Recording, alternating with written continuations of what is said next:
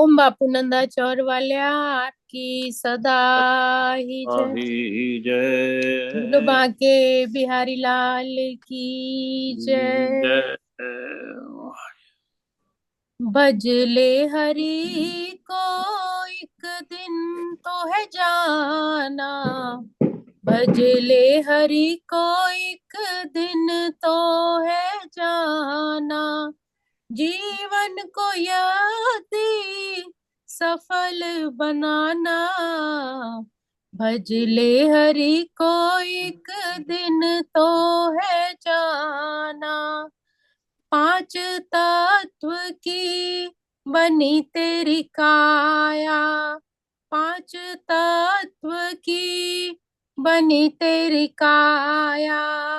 काया में तेरे हरि है समाया।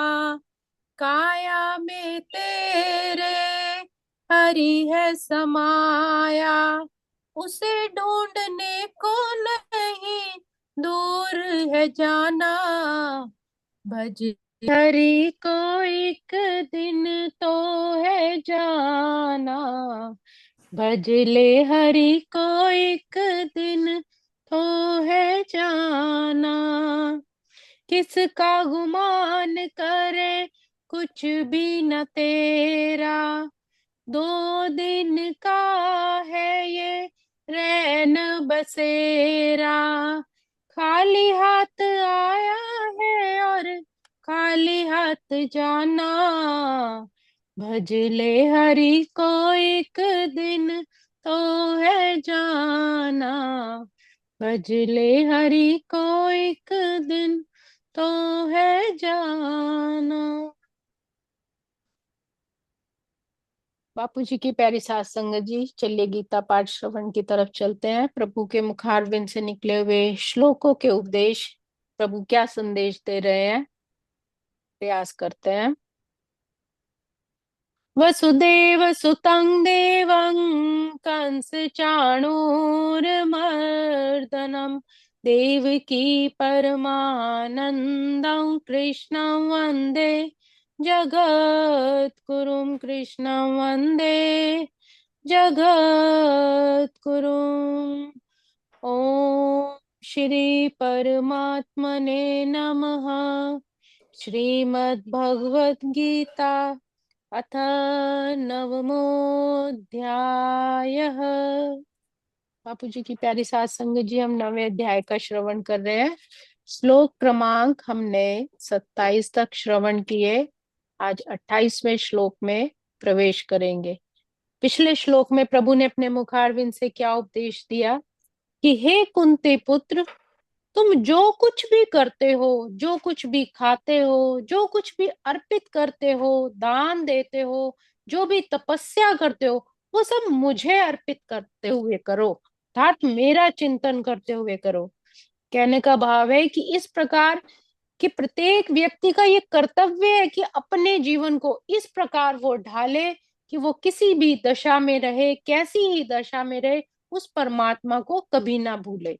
कृष्ण यहाँ पर संदेश देते हैं कि हर व्यक्ति उनके लिए ही कर्म करे। अगर हम कुछ खाना खाते, कुछ दान देते हैं, तो ये परमात्मा के नाम से दान देना है।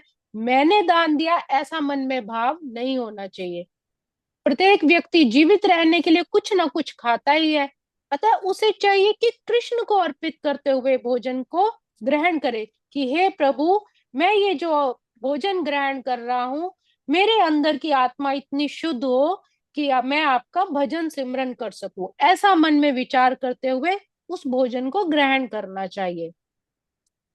प्रत्येक व्यक्ति को कुछ ना कुछ धार्मिक अनुष्ठान करने होते हैं, इसलिए उसे परमात्मा की, कृष्ण की संस्तुति है कि इसे मेरे हेतु करो। परमात्मा कहते हैं कि तुम कोई धर्म कर्म का कार्य कर रहे हो तो उसको मेरे नाम से ही करते हो कि हे परमात्मा, मैं ये आपके निमित्त कर रहा हूँ, आपके लिए कर रहा हूँ, आपकी खुशी के लिए कर रहा हूँ। यही अर्चना है, यही पूजा है। प्रत्येक व्यक्ति कुछ ना कुछ जो भी दान देता है, मन में ये धारण करे कि हे कृष्ण, मैं ये आपको ही समर्पित कर रहा हूँ। कहने का भाव है कि जब सब कुछ परमात्मा को, यज्ञ तप या जो भी कुछ करता है, परमात्मा के निमित्त होके करता है, यहाँ तक कि जो भोजन ग्रहण करता है कि वो भी परमात्मा को ही मन में चिंतन करते हुए करता है। तो इस तरह वो अपने अहंकार को मिटाता है। परमात्मा कहते हैं कि जब कुछ सब कुछ जब मेरे ही अर्पण कर देगा तो इस तरह उसका अहंकार मिट जाएगा। और आजकल लोग जैसे बहुत यज्ञ तप नहीं कर सकते, तो प्रत्येक जो है ध्यान विधि, परमात्मा कहते हैं कि जो ध्यान में मेरा चिंतन करता रहता है वो भी एक महान योगी ही है, ध्यानी ही है। जैसे हमने पिछले छठे अध्याय में भी ध्यान योग का श्रवण किया था, वो भी मेरा ही चिंतन है। उसका भी ध्यान करो तब भी मेरा ही करो, जो भी जप तप करो मुझे ही मानकर करो। अगला श्लोक, श्लोक क्रमांक 28। शुभाशुभ फलेरेवं मोक्ष्यसे कर्म बंधन है, संन्यास योग युक्तात्मा विमुक्तो मामुपेष्यसि। इस तरह तुम कर्म के बंधन तथा इसके शुभ शुभ फलों से मुक्त हो जाओगे। जब तुम सब कुछ मुझे अर्पित करोगे तो इसके जो शुभ फल हैं, अशुभ फल हैं, उनसे भी तुम मुक्त हो जाओगे। क्योंकि हम्म। जाने अनजाने मनुष्य से गलतियां होती हैं। हम कहते हैं, फिर माफी मांगने जाते हैं कि बापूजी, प्रभु ये गलती होगी, आगे से ऐसा नहीं होगा। तो इस चीज का परमात्मा कहते हैं कि जब तुम सब कर्म ही, कोई इच्छा की, कोई उसके मतलब जो काम किया उसमें कोई फल की इच्छा नहीं है, जब तुम सब कुछ मुझे अर्पण करके करोगे तो उसका जो शुभ अशुभ फल है वो भी मुझे ही प्राप्त होगा। तो इसलिए तुम उन फलों से मुक्त हो जाओगे। इस संन्यास योग में अपने चित्त को स्थिर करके तुम मुक्त होकर मेरे पास आ सकोगे। जब तुम्हारे अंदर ऐसा संन्यास, ऐसा वैराग्य, उस चीज के लिए आसक्ति खत्म हो जाएगी, तो अपने चित्त में ऐसा धारण करो कि ये मेरा नहीं, ये मेरे परमात्मा का है। तो तुम हर तरह से मुक्त होकर फिर मेरे पास आ सकोगे। कहने का भाव है कि जब तक हम इस जगत में रहते हैं हमें कुछ ना कुछ कर्म करना ही पड़ता है। हम कर्म करना बंद नहीं कर सकते। इसलिए यदि कर्म करते हुए उसके फल को हम कृष्ण को ही अर्पित कर दें तो यह युक्त वैराग्य कहलाता है। अर्थात हमने कर्म किया लेकिन यही सोच के किया कि हे परमात्मा तू जाने और तेरा काम जाने, हम हमारा जो धर्म है हम उसको ही निभा रहे हैं। तो ये भी एक युक्त वैराग्य है। कर्ता ज्यो जो आत्म साक्षात्कार की ओर प्रगति करता है, जैसे जैसे अपने स्वयं आत्मा को जानने का प्रयास करता है, त्यों तो वो परमात्मा के ही समर्पित होता जाता है और वो बंधन मुक्त हो जाता है। ये मुक्ति फिर वह ब्रह्म ज्योत में तदाकार नहीं होता, अपितु भगवत धाम में प्रवेश करता है। भगवान कहते हैं कि वो फिर मेरे पास ही आता है, मेरे धाम में वापस आता है, क्योंकि उसकी कोई इच्छा ही नहीं रही, उसका कोई अपना लाभ ही नहीं रहा। मुक्ति की 5 विभिन्न अवस्थाएं यहाँ पर बताई गई हैं कि जो भक्त जीवन भर उस परमेश्वर के निर्देशों का पालन करता है, उसकी आज्ञा में रहता है, वह ऐसी अवस्था को प्राप्त हो जाता है कि जहां से वह शरीर त्यागने के बाद सीधा भगवत धाम पहुंचता है और भगवान की प्रत्यक्ष संगति में ही रहता है। परमात्मा उसे हमेशा अपने चरणों में रखते हैं।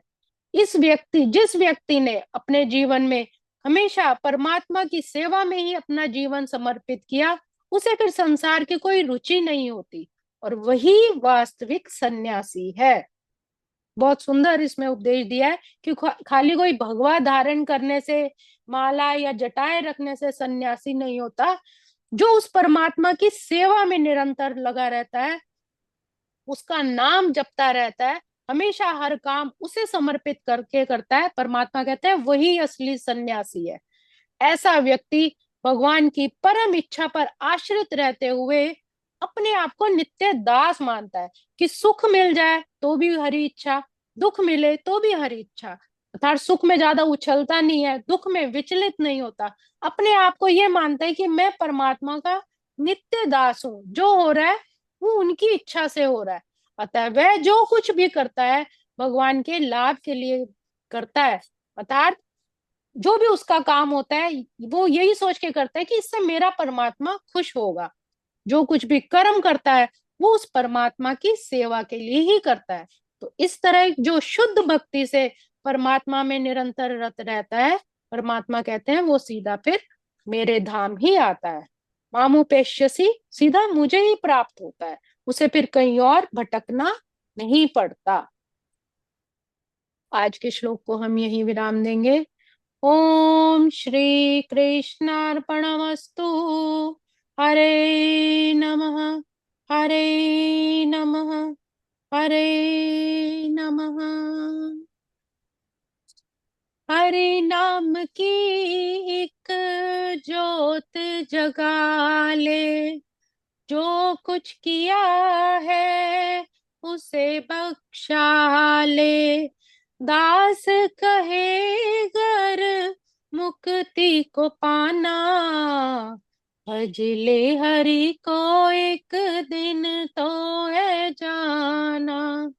जीवन को यदि सफल बनाना, भज ले हरि को एक दिन तो है जाना। भज ले हरि को एक दिन तो है जाना। बोलो बाके बिहारी लाल की जय। मेरे जय सतगुरु महाराज की जय। जय जी जय। वाह जी वाह। बहुत सुंदर। बहुत सुंदर, धन्यवाद आपका। Thank you. वाह जी वाह। बहुत सुंदर जी। भगवद गीता की जय। हाँ संगीता जी। बहुत सुंदर। संगीता जी, आनंद आ गया। भजले प्रभु के दिन है जाना। बहुत मेरा सुंदर है।